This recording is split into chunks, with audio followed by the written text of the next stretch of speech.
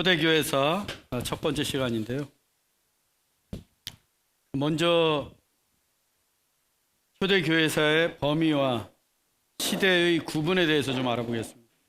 초대교회사라고 하는데 이 초대교회사의 기간이 어느 정도 되는가?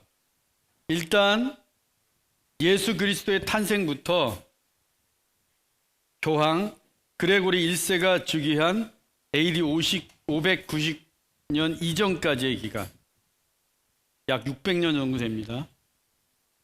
예수님의 탄생부터 그레고리 1세가 초대 교황이에요. 국교로 성립이 되고 초대 교황이 세워지기 바로 이전까지의 기간을 초대 교회사의 범위로 보고 있습니다. 이것을 세기로, 1세기, 2세기별로 구분을 하면 다음과 같아요. 1세기는 사도시대입니다. 100년까지의 시간. 그리고 2세기는 101년부터 속사도시대, 그리고 변증가들의 시대예요. 약 100년 동안. 속사도는 사도들의 제자. 그러니까 사도는 예수님의 제자잖아요. 속사도는 그 12사도의 제자, 직계제자. 그걸 속사도라고 합니다. 그래서 2세기는 속사도의 시대예요. 그리고 중엽 이후부터 변증가들의 시대. 어폴로지스트. 변증가는 어폴로지스트라고 해서 기독교를 변호했던 신학자들을 말합니다. 3세기부터는 기독교 사상 확립기예요. 이때부터 비로소 정통 신학이 교회 안에 뿌리내리기 시작합니다. 쌓이기 시작하는 거예요. 그 전까지는 뭐 신학이라고 할 게 없었어요. 성경을 가지고 가르치고 그랬는데 이제 이단들도 막 대두되고 이러면서 정통 신학을 정립해야 할 필요성이 있어서 이제 기독교 사상기에는 정통 교리와 신학들이 세워지게 되고요. 4세기, 5세기가 기독교 역사의 분기점입니다. 기독교의 정통 사상이 이제 큰 자리를 잡아요. 그러니까 3세기에 뿌리내리기 시작했다면 4세기, 5세기를 거치면서 신학적인 토대를 거의 다 완성을 합니다. 우리가 잘 알고 있는 어거스틴이라는 신학자도 바로 이때 이제 나오게 됩니다. 그런데 이와 동시에 교회가 세속화되기 시작해요. 4, 5세기부터. 앞으로 초대교회사를 제가 총 4번에 나누어서 강의할 예정입니다. 보통 한 학기 동안 배우거든요. 신학교에서는 12번 강의하는데 제가 좀 더 집약적으로 좀 더 쉽게 핵심적인 내용만 강의하도록 하겠습니다. 오늘은 1세기와 2세기의 초대교회사에 대해서 공부하겠습니다. 초대교회사의 외부 환경은 그러면 어떠했는가? 교회를 둘러싸고 있는 컨텍스트가 있잖아요. 그 교회를 둘러싸고 있는 외부 환경은 어떠했는가? 첫 번째는 로마 제국의 배경입니다. 로마 제국은 매우 긴 역사를 자랑해요. 예수 그리스도께서 탄생하실 때 로마는 이미 750년의 역사를 자랑하고 있어요. 예수님이 딱 하고 태어나셨는데 이미 로마는 750년 된 나라였어요.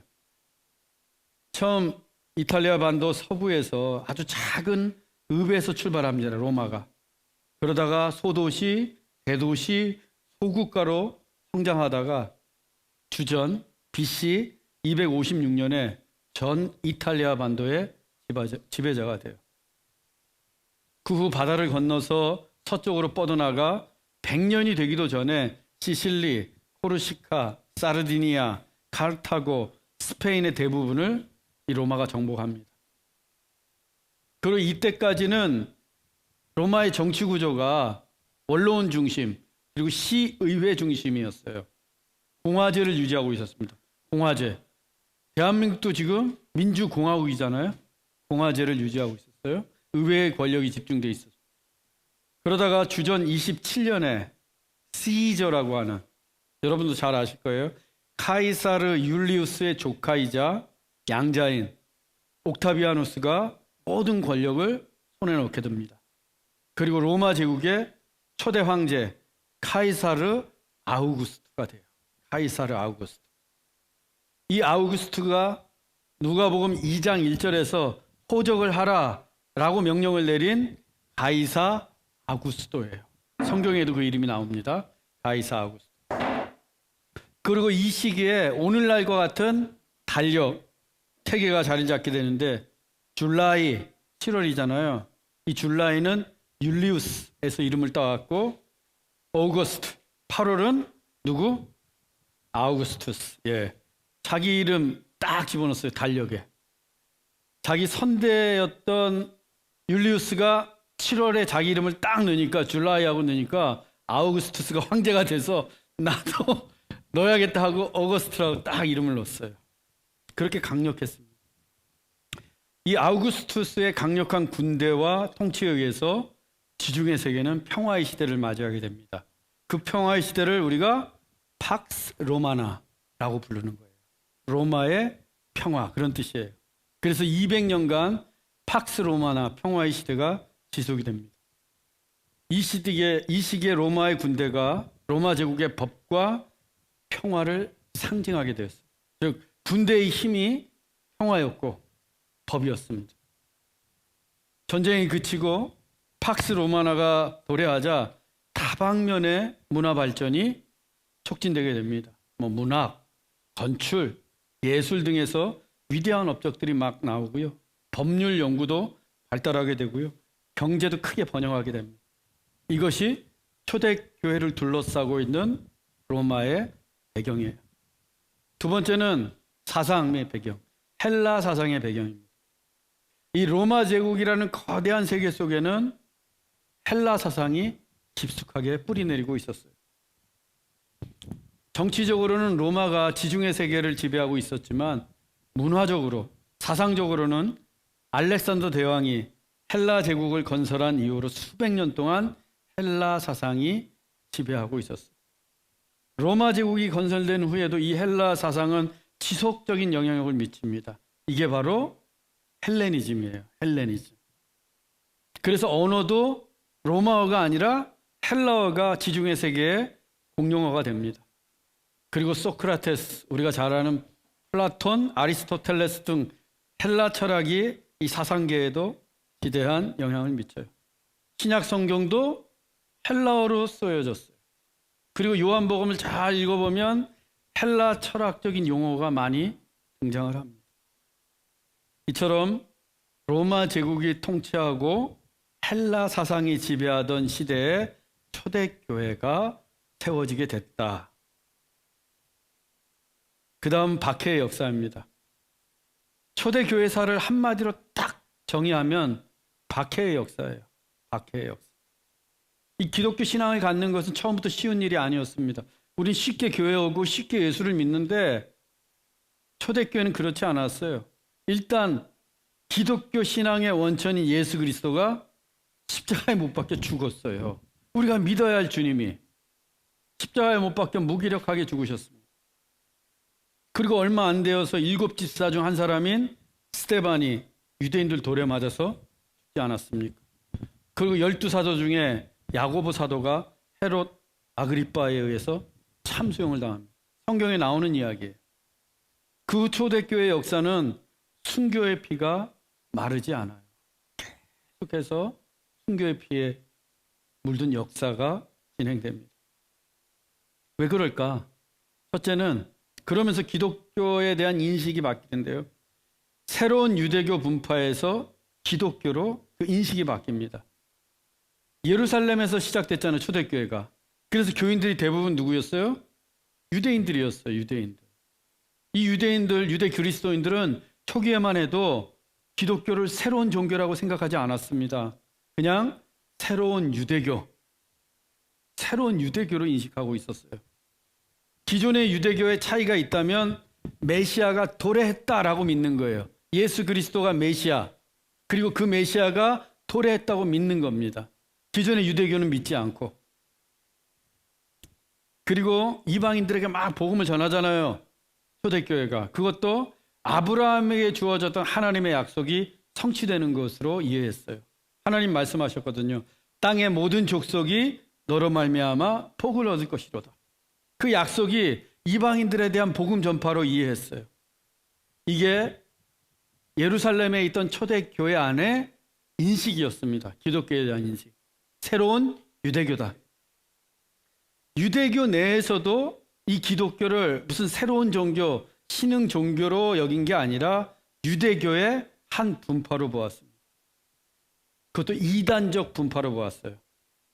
유대교는 이미 예수님 계실 때부터 신학적이고 정치적인 입장에 따라서 4개 분파로 나뉘어져 있어요. 우리가 잘 아는 바리새파, 사두개파, 에세네파, 열심당원, 이렇게 4개 분파가 존재하고 있었습니다. 바리새파는 율법 중심, 사두개파는 성전 중심. 제사장 그룹이 사두개파, 사독 계열의 제사장이 여기 속해져 있고요. 에세네파는 수도사, 막 산속에 들어가서 열심히 수도하고 기도하던, 열심당원은 독립운동하던, 유대가 로마의 속국이었잖아요. 그래서 무장 봉기하고 민족의 독립을 고취시키던 분파예요. 이 4개 분파가 있었습니다. 그 와중에 기독교가 딱 교회가 세워졌는데, 아, 새로운 유대교가 세워졌구나. 유대교인들은 그렇게 생각했다는 겁니다. 다만 이단적인 요소를 지니고 있다고 봤어요. 왜? 율법을 지키지 않으니까. 막 할례도 받지 않고 제사도 드리지 않고. 성경을 읽어보면, 사도행전을 읽어보면 유대교인들이 바울을 엄청 박해해요. 기독교를 엄청 박해합니다. 그 이유가 뭐냐면 이단에 대한 정죄 때문이었어요. 이단에 대한 정죄. 로마 제국도 초기에는 기독교를 유대교의 한 분파 정도로만 여겼습니다. 일례로 고린도의 유대인들이 바울을 갈리오 총독에게 고발합니다. 고발 이유가 뭔가? 율법을 어겼다는 거예요. 율법을. 기독교는 율법과 상관없는데 율법을 어겼다는 거예요. 유대교의 율법을 어긴 죄로 바울을 로마 법정에 고소했습니다. 유대인들이 기독교를 여전히 유대교의 한 분파 정도로만 여기고 있음을 보여주는 사례예요. 그런데 로마 당국의 인식도 다르지 않았어요. 사도행전 18장 14절로 15절입니다. 갈리오가 유대인들에게 이르되 너희 유대인들아, 만일 이것이 무슨 부정한 일이나 불량한 행동이었으면 내가 너희 말을 들어주는 것이 옳거니와, 만일 문제가 언어와 명칭과 너희 법에 관한 것이면 너희가 스스로 처리하라. 나는 이러한 일에 재판장 되기를 원하지 아니하노라. 만일 부정한 일이나 사회적으로 봤을 때 불량한 일이면 로마법으로 얼마든지 바울을 치리할 수 있겠지만, 너희 말대로 율법을 어긴 일이라면 그냥 너희 법대로 너희들이 알아서 처리하라.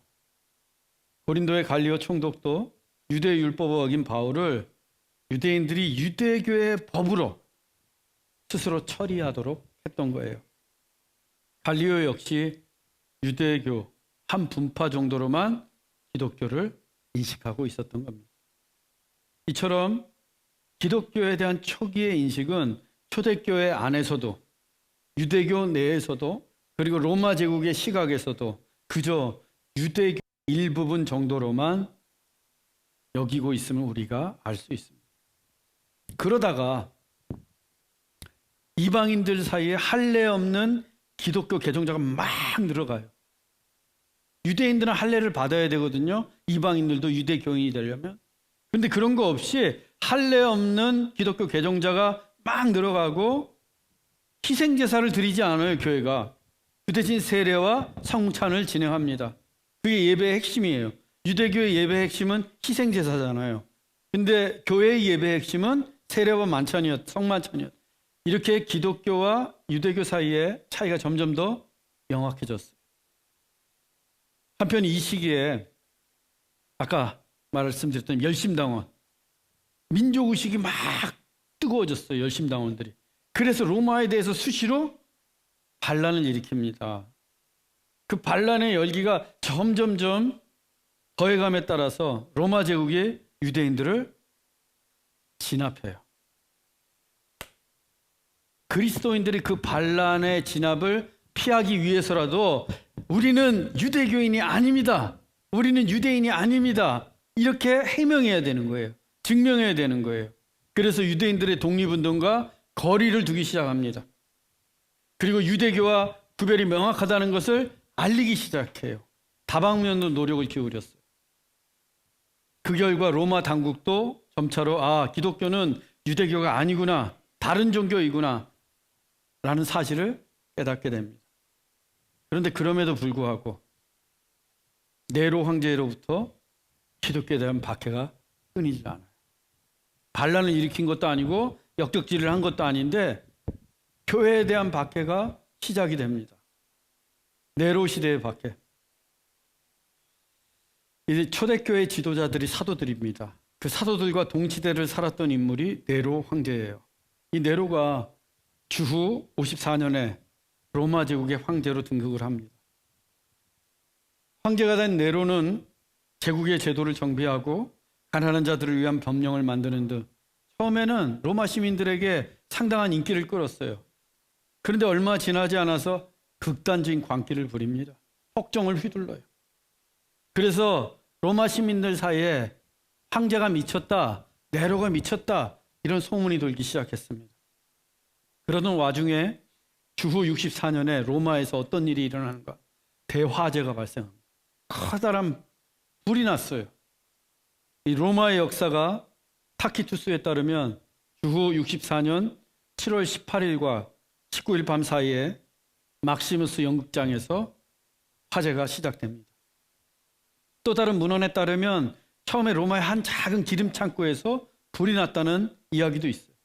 그렇게 작은 불로 시작된 화재가 때마치 불어온 바람을 타고 상점과 건물로 순식간에 번지면서 온 마을을 덮쳤어요. 그리고 그 당시는 대부분 나무로 된 오래된 건물이 있습니다. 그러니 불이 얼마나 잘 붙었겠어요.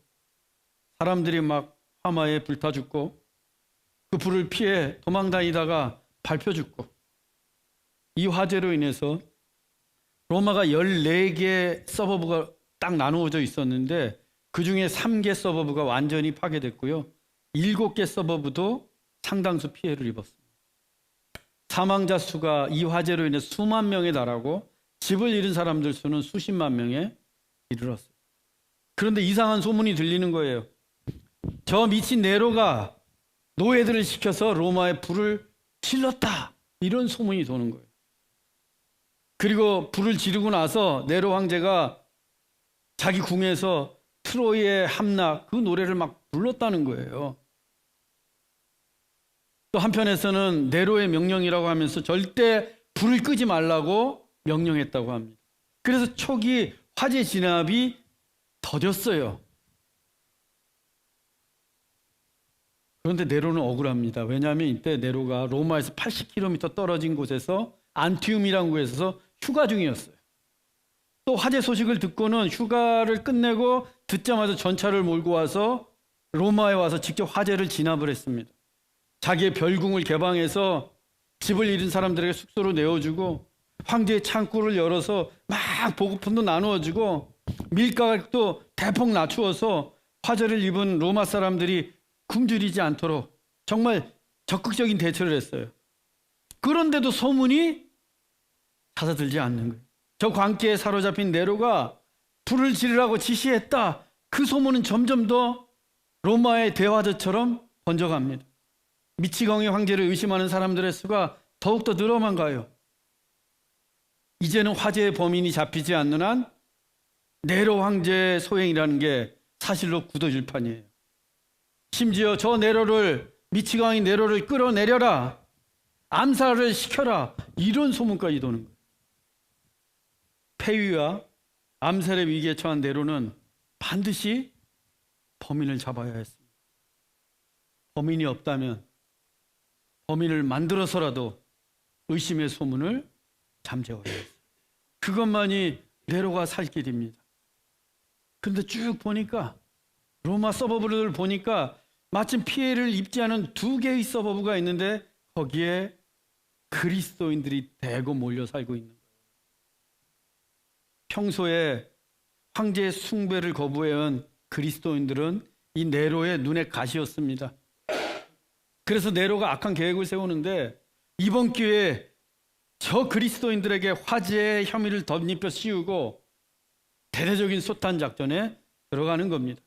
그러면 자신에 대한 방화의 의심도 사라지게 되고 눈에 가시였던 그리스도인들도 없앨 수 있는 일석이조의 효과를 볼 수 있었기 때문에 로마 교회와 그리스도인들로서는 참으로 억울했습니다. 하지만 누구도 그리스도인들의 억울한 소리에 기울이지 않았어요. 시민들은 분노합니다. 로마의 대화제에 그리스도인들이 관련됐다는 소식에 로마 교회와 그리스도인에 대한 로마 시민들의 분노가 하늘을 찔렀어요. 당시에 유행하던 극장, 문학, 운동 경기들은 대부분 우상 숭배와 밀접하게 관련되어 있습니다.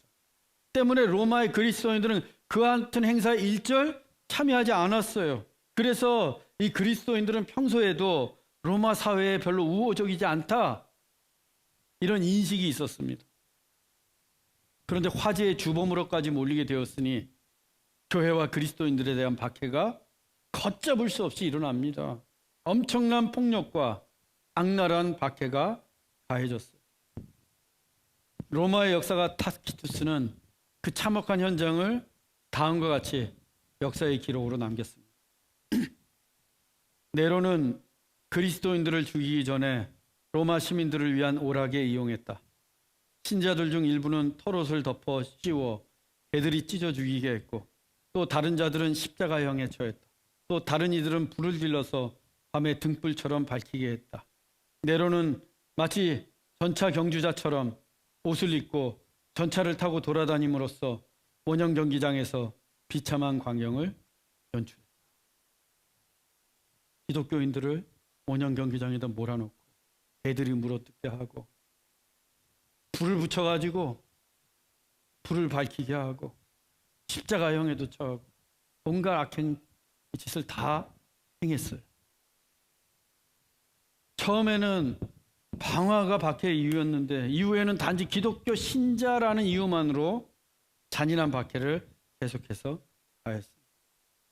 그의 미치고 왕의 광기가 교회와 그리스도인들에게 퍼부어졌던 겁니다. 초대교회의 위대한 두 사도 베드로와 바울도 바로 이 네로에 의해서 박해를 받고 순교한 것으로 전해지고 있습니다. 전승에 따르면 우리가 잘 알고 있는 것처럼 베드로는 거꾸로 십자가에 못 박혀 극도의 고통 속에서 죽임을 당했고, 로마 시민이었던 바울은 목이 잘리는 참수형을 당했습니다. 참수형은 그나마 고통 없이 단번에 죽는 로마 시민에 대한 배려였어요. 이렇게 약 4년 동안 지속되었던 네로의 박해는 그가 반란군에 의해서 황제의 자리에서 쫓겨남으로써 비로소 중지가 됩니다. 네로가 자살하거든요. 네로의 뒤를 이어 황제가 된 베스파시안과 그의 아들 티투스 황제 시대에 그리스도인은 잠시나마 평화를 누릴 수 있게 됩니다. 한편 이 티투스는 네로 다음 황제거든요. 로마 제국에 대항해서 반란을 일으킨 유대와의 전쟁에서 예루살렘을 함락시키면서 승리하게 됩니다. 이때 예루살렘 성전이 다 무너져 내려요. 예수님이 그 성전을 향해 돌 하나도 돌 위에 남지 않을 것이라는 그 예언의 말씀이 이 티투스 시대에 성취됩니다. 그 다음이 도미티안 시대의 박해예요. 그 티투스의 뒤를 이어 황제가 된 인물이 도미티안입니다. 이 도미티안은 황제가 되고 나서 로마의 신들에 대한 숭배와 콜로세움에서의 경기 등 로마의 전통과 문화를 복원하고자 했습니다. 하지만 그리스도인들이 이를 거부하죠. 당연히 황제 숭배할 수 없고 콜로세움에서 벌어지는 그 경기에 참여하지 않았어요. 이게 이 도미티안의 비위를 거슬린 겁니다. 그래서 교회에 대한 박해가 시작되는 거예요. 그런데 그 잔인함이 제2의 네로라 불릴 만큼 매우 흡사했어요. 네로와 다른 점이 있었다면 이 도미티안은 기독교인 외에도 유대인들도 함께 박해했습니다. 왜냐하면 유대인들도 황제 숭배를 거부했거든요. 유일신 사상을 가지고 있기 때문에. 그리고 이 도미티안 황제 시대에 사도 요한이 복음을 막 전하다가 붙잡혀서 반모섬에 유배당합니다. 그 반모섬에서 요한은 신약 성경의 마지막 책인 요한 계시록을 기록하게 됩니다. 그 비참한 박해 현장 속에서도 하나님의 뜻과 섭리가 이루어지고 있었던 겁니다. 이 도미티안이 15년 동안 잔악하게 통치하는데 그의 최측근인 근위대장과 자기 아내에 의해서 살해를 당합니다. 그러고 보면 교회를 박해한 황제들의 말로는 배신을 당하거나 반란을 당하는 듯 언제나 비참했습니다. 도미티안이 죽고 나자 요한도 그 반모섬에서 훈련하게 됩니다. 이 1세기에 이제 사도 시대가 마감이 되는데요. 교회 역사가 유세비우스는 그의 책 교회사에서 12사도의 순교를 다음과 같이 기록하고 있습니다. 12사도 중 가장 먼저 순교한 사람은 야고보 사도예요. 성경에도 나오는. 예루살렘에서 헤롯 아그리빠에 의해서 참수형을 당해 순교했습니다. 참수형은 목이 잘리는 죽음입니다. 그 다음 베드로는 로마에 가서 복음을 전하다가 십자가에 거꾸로 매달려 순교했어요. 베드로가 십자가 형장에서 이런 말을 했다고 합니다. 내가 어찌 감히 주님과 같은 모습으로 죽을 수 있겠소. 그러면서 거꾸로 된 십자가에 매달려 죽기를 청했다고 해요. 그 다음이 안드레인데 이 안드레는 갑바도기아, 마게도니아, 고린도, 파트라스 등지에서 복음을 전하다가 X자형 십자가에 매달려 순교합니다. X자형 십자가를 보시면 안드레 여러분 딱 생각하시면 돼요. 그리고 알페오의 아들 야고보는 팔레스티안, 이집트, 시리아 등지에서 복음을 전하다가 사람들에게 곤봉과 방망이로 맞아서 순교합니다. 여자가 때리는 것 같아요. 그러니까 눕혀놓고. 그리고 빌립은 도미티안 황제, 우리 아까 도미티안 황제 때 그 박해 때 소아시아 중서부 히에라폴리스에서 복음을 전하다가 붙잡혀서 십자가형을 받아 순교합니다. 그리고 바돌로메는 인도와 아르메니아에서 복음을 전했는데 몽둥이로 맞은 다음에 산채로 가죽이 벗겨지고 그 다음 십자가형을 당해 순교했습니다. 지금 이 팔가죽 벗기는 거예요. 지금. 그리고 의심 많던 도마는 바데인, 메데인, 페르시안, 카르마니안, 히르카니안, 바카트리안 등에서 복음을 전합니다. 그리고 마지막에 인도에 가서 복음을 전하던 중에 칼에 찔려 순교합니다. 그리고 유대인들을 위한 복음서인 마태복음을 기록한 마태는 유대 전역을 돌면서 순회 선교를 합니다. 그러다가 이디오피아에 가서 선교하던 중에 칼로 살해당해 순교했습니다. 그리고 열심당원이었던 시몬은 시리아, 메소포타미아, 페르시아 등지에서 복음을 전하다가 톱에 온몸이 잘려서 순교당하게 됩니다. 다데오는 페르시아에 가서 선교하다가 우상을 딱 파괴했어요.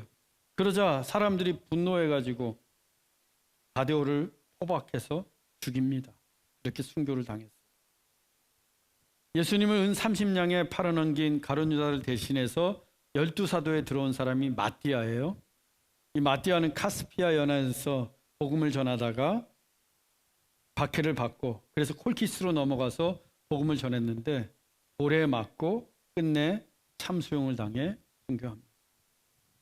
요한은 도미티안 시대에 반모섬에서 유배 생활했다고 했어요. 모진 박해를 받다가 95세가 되어서 이제 훈련합니다. 도미티안이 죽고 나서. 반모섬 그 어두운 동굴에서 요한은 새하늘과 새 땅이 열리는 환상을 보면서 요한 계시록을 썼어요. 사도 바울은 주후 67년 로마에서 사역을 하다가 네로 황제에 의해 고문을 받은 후에 참수형을 당해 순교합니다. 지금도 로마에 가면 로마를 둘러싸고 있는 아우렐리아 성문을 나가 에우르 방향으로 가면 바울이 순교한 장소를 만나게 됩니다. 그곳에는 바울을 기념하는 수도원과 교회가 세워져 있다고 합니다. 수도원 이름이 세분수 수도원이에요. 분수 3개. 왜냐하면 바울의 목을 쳤을 때 그 떨어진 목이 3번 튀었대요. 탁탁탁 튀었고 그 튄 자리마다 샘이 터져 나왔다는 전설이 있습니다. 그래서 새 분수 수도원 이렇게 이름 붙였어요. 그리고 그 수도원 맞은편에 작은 교회당이 있는데 그 교회당을 딱 들어가면 오른편에는 베드로가 거꾸로 십자가에 매달려 있는 장면이, 그리고 왼편에는 지금 보이시는 것처럼 바울의 목이 베이는 장면이 조각되어 있어요. 잘 보시면 왼쪽에 있는 사진이 바울의 목을 대고 있던 돌기둥이에요. 여기 밑에 그림을 보시면 거기에 이렇게 무릎 꿇고 목을 대고 있으면 뒤에서 참수형을 치는 거예요. 그게 지금 전시되어 있다고 합니다. 그 다음 박해는 트라이안 시대의 박해입니다. 이제 속사도 시대, 사도 시대가 저렇게 마감이 되는 거예요. 다 순교했죠. 요한은 순교는 당하지 않았지만 거의 순교한 거나 다름이 없어요. 95세 때까지 유배생활 하다가 겨우 나왔습니다. 그러고 나서 이제 속사도의 시대, 즉 사도들의 제자들의 시대가 시작되는데 그 시작도 박해예요. 트라이안 시대의 박해. 트라이안이 도미티안 황제의 뒤를 이어서 로마의 황제가 됩니다. 이 트라이안 시대가 로마 제국의 전성기예요. 로마 제국의 영토를 가장 많이 넓힌 왕, 로마의 장수왕이 바로 트라이안이었어요. 트라이안 시대에 그리스도인들을 직접 색출하거나 체포하거나 소탕하는 일은 줄었습니다. 왜냐하면 이 트라이안이 준법 정신이 굉장히 강한 사람이었어요. 그래서 특별한 고발 없이 마구잡이로 그리스도인들을 잡는 것에는 로마법을 어기는 것이라고 생각했어요. 정의롭지 못한 일이라고 생각했습니다. 그런데 일단 누군가 고발이 되면 그때부터는 가혹하리만큼 심한 박해를 가했습니다.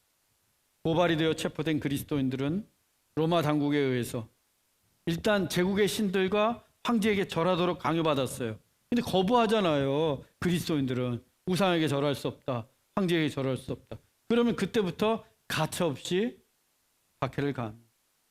이때 고발되어 순교한 그리스도인 중에 안디옥 교회의 담임 목사, 감독 이그나티우스가 있었습니다.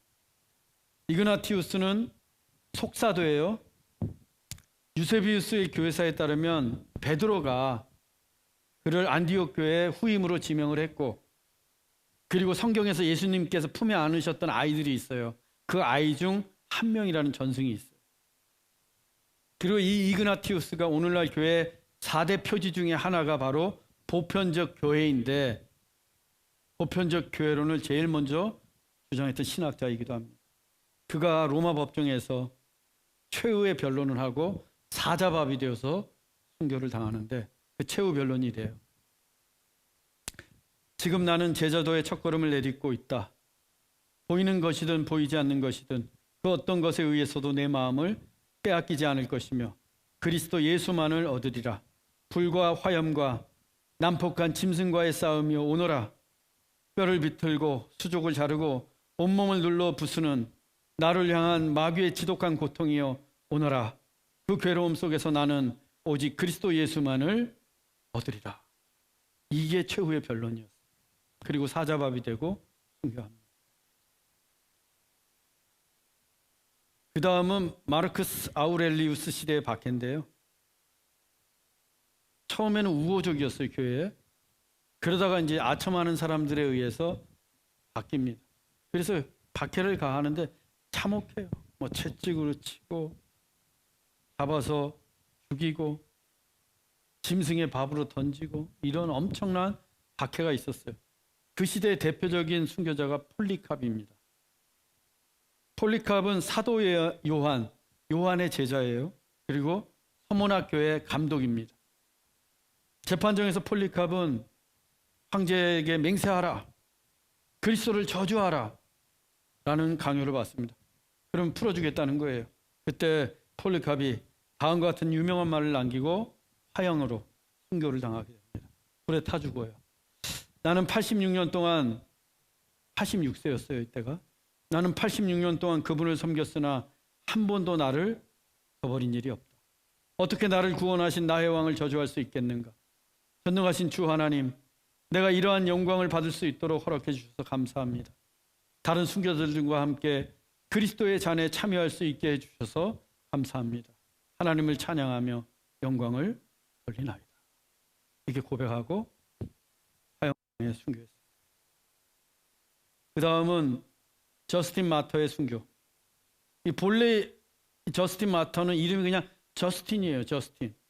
2세기의 가장 유명한 신학자요 변증가입니다.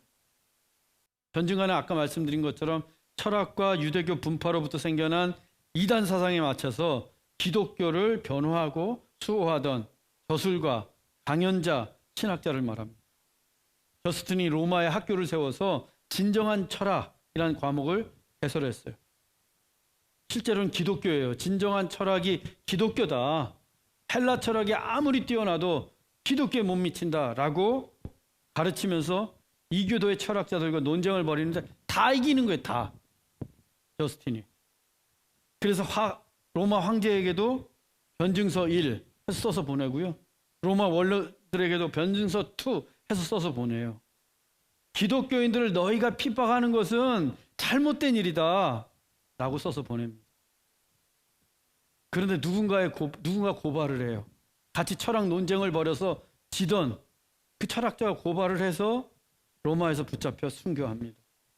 교회는 당대 최고의 신학자를 잃었어요. 그래서 그가 죽고 난 후에 저스틴이란 이름 뒤에 마터를 붙여서 저스틴 마터. 교회사에는 그래서 계속해서 저스틴 마터로 기록되어 있는데 이 마터가 바로 순교자란 뜻이에요. 순교자 저스틴이 되었습니다. 그 시대에요. 40명을 한꺼번에 얼어 죽이고 그리스도인들. 나는 기독교 신자입니다라고 말했던 10대들도 막 죽이고 신자들을 붙잡아서 감옥에 가뒀는데 거기가 너무 좁아가지고 질식해서 순교한 사람들도 부지기수였어요. 이 같은 참혹한 박해가 주 180년 이 마르쿠스 아우렐리우스가 죽을 때까지 계속됩니다.